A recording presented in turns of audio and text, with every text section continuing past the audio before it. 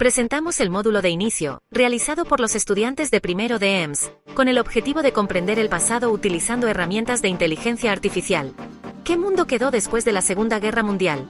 ¿Cómo podemos conocerlo? Y sobre todo, ¿cómo evitar repetirlo? Para ello, organizamos el trabajo en equipos. Cada grupo investigó, apoyándose en los aportes de distintas y para acercarse a los hechos de aquel tiempo. En este recorrido, exploramos cómo recordamos y cómo olvidamos ese pasado crucial, y de qué manera la inteligencia artificial puede ayudarnos a comprender sus impactos. El Grupo 1 se sumergió en el análisis de las consecuencias más profundas de la guerra. La pérdida incalculable de vidas humanas, la destrucción total de ciudades y hogares, y el trauma emocional que marcó a generaciones enteras. Pero no se quedaron ahí, quisieron ir más allá de los datos fríos. Se preguntaron, ¿puede la inteligencia artificial ayudarnos a rescatar del olvido estas voces silenciadas? ¿Podemos utilizar estas herramientas para generar empatía y conciencia, y así prevenir que la historia vuelva a repetirse?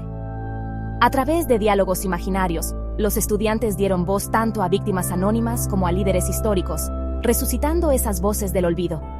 ¿Qué diría una madre que perdió todo en Berlín? ¿Cómo explicaría Churchill sus decisiones más difíciles? ¿Qué pensaban? ¿Qué sentían? ¿Qué hubieran dicho si pudieran dialogar con nosotros hoy? Así, entre archivos y algoritmos, los estudiantes exploraron cómo la memoria puede ser reconstruida con nuevas tecnologías. No para cambiar el pasado, sino para entenderlo mejor, para recordarlo y aprender de él.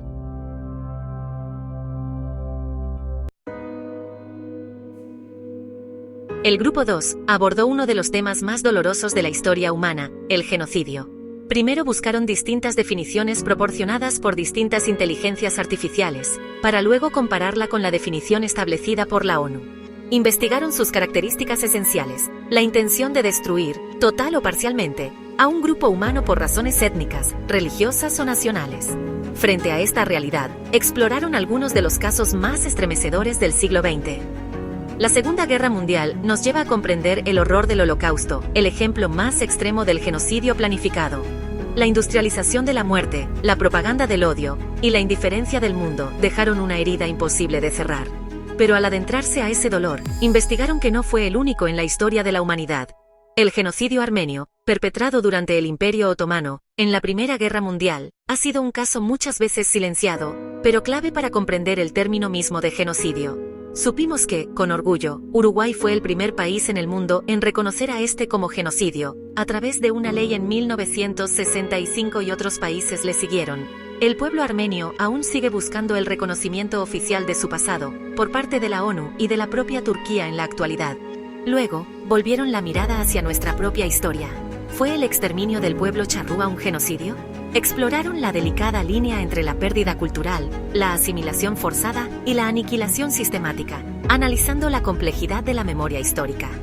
Pero aprendimos que la ONU propone no calificar como genocidio a los hechos anteriores al siglo XX. Pero eso no impide que reconozcamos, revisemos y debatamos el horror de otras épocas. El Grupo 3 centró su investigación en el rol fundamental de la Organización de las Naciones Unidas, creada tras la Segunda Guerra Mundial con un objetivo claro: preservar la paz y evitar que el horror se repita.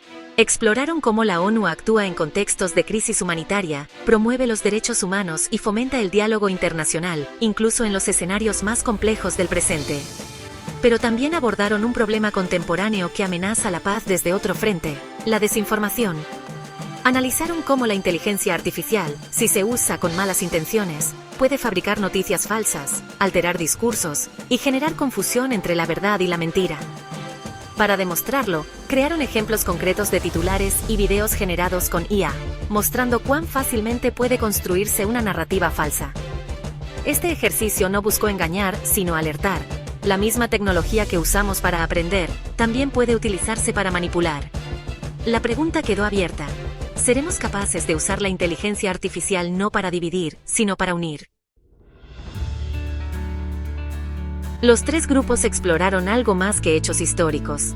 Se enfrentaron a una pregunta urgente: ¿qué papel juega la inteligencia artificial en cómo recordamos, entendemos y transformamos el pasado?